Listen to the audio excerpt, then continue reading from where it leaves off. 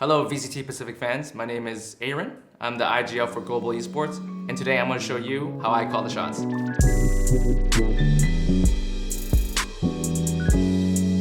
Okay, so this is our pistol round against DRX during week 2 of VCT Pacific. This is the pistol round of the second half.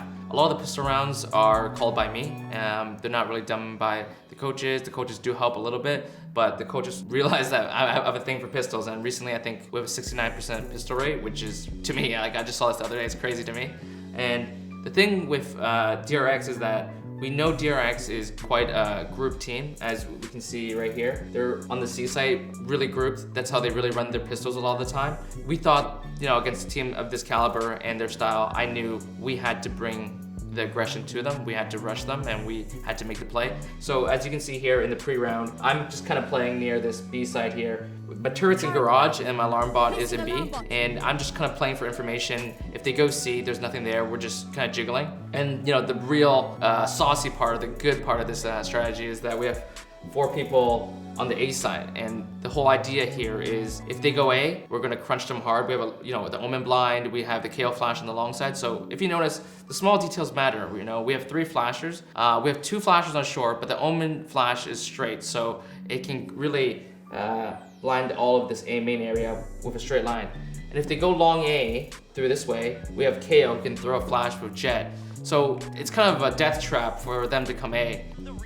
So DRX decides to go for a CXQ, quite predictable, kind of knew that was going to happen.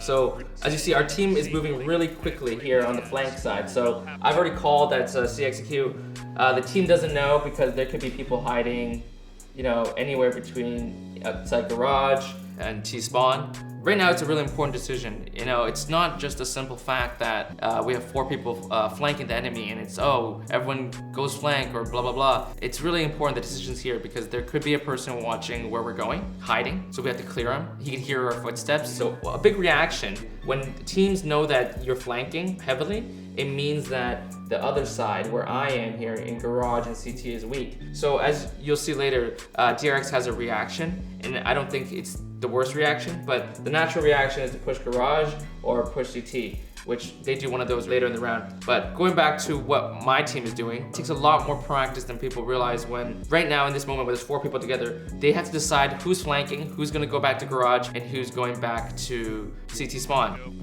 So in this exact moment, after the team breaks up, I kind of hear a lot of people towards site. So for me, this is an instant call. It's like, there's a lot of people close to site. Maybe they're gonna push garage. Maybe they're pushing spawn. And the reason why DRX is doing this is because when they entered site, there was no issues. There was nobody hiding anywhere here. There was no utility thrown by our team. So they realized very quickly that we're probably flanking. So instantly, I make the call that we're not gonna flank heavy because the turret also spots us here, I believe. So for us, we're gonna break that turret. I believe Vronsky breaks it, and we're gonna pretend we're flanking hard, but instead we're going to be going through CT hard, where we expect DRX to be. We're gonna have Omen come back through B to defender spawn with me, and then we're gonna have Batsy and Texture come garage with me. So if they push CT, we have Texture and Batsy going through garage, and if they go CT, they run into me and Omen. So everywhere there's a flashbang, and it's really important because on a pistol round, the flashbangs can really make the difference. And then we have Vronsky on the late lurk after he breaks a turret and goes C flank. So Omen comes to me, 2 guys here. DRX is slowly walking up. Very luckily for us, in a way, is DRX realizes that we are flanking. So they think that we're going to push flank heavily. So that's why they decide to push garage. Stacks throws a flash here, and they kill Batsy here. So one thing for us that we could have done a bit better is made sure that, for instance, Texture got blinded. Texture is outside of garage right here.